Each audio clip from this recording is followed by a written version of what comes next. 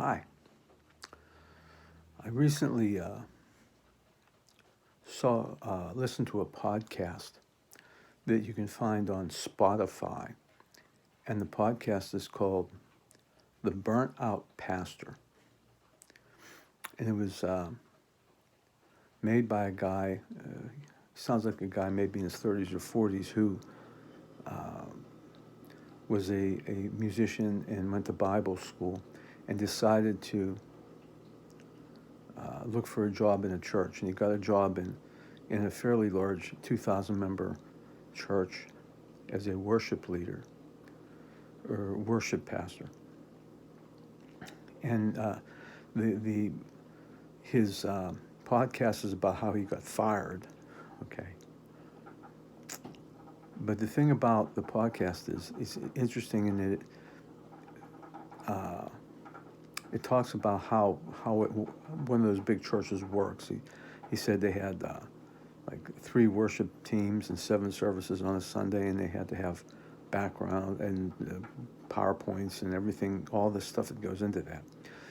But he says something interesting. He said that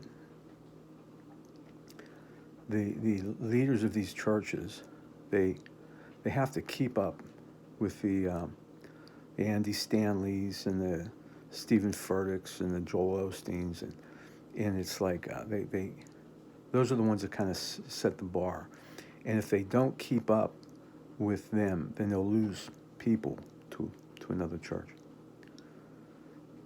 And I thought to myself, it's interesting that the emphasis is on the production instead of the product, I guess, the gospel. But the fella said that, and I was thinking, it reminded me about Jesus in John chapter 6, when he fed the 5,000, and they wanted to make him king. They were really impressed with the miracle. And when he told them, he went away. He disappeared, and they found him like the next day, and they said, "Where'd you go?" And he said, "Well, you're just looking for me because I filled your bellies up." And after, if you read John chapter 6, Jesus talks about eating his flesh and drinking his blood. And after he said that, they all left him. They all went somewhere else.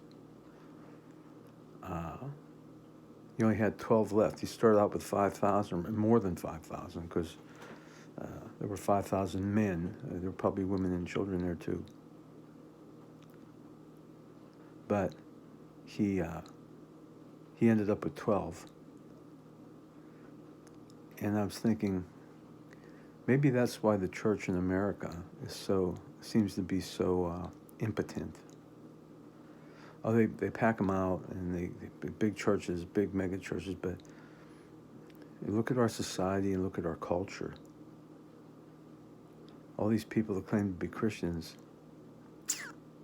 I don't know. Well, I'm not going to stand in judgment of anybody, I guess. I have to judge myself first. Anyhow, I just thought it's kind of on my mind, so I figured I'd waste some time and talk to myself. Anyway, God bless you all. Make sure, there's nothing wrong with a big church. Big churches can do big things. I certainly, my church is just a little church. Maybe we can do little things, but just make sure that where you worship, that the gospel, the cross, the blood is the most important thing. We have a lot of tools, music and projectors and screens and PowerPoints, and these are tools we can use. But when the production becomes more important than the message, then maybe we're barking up the wrong tree. Hey, God bless. I'm done. Get ready to go to bed. God bless you all.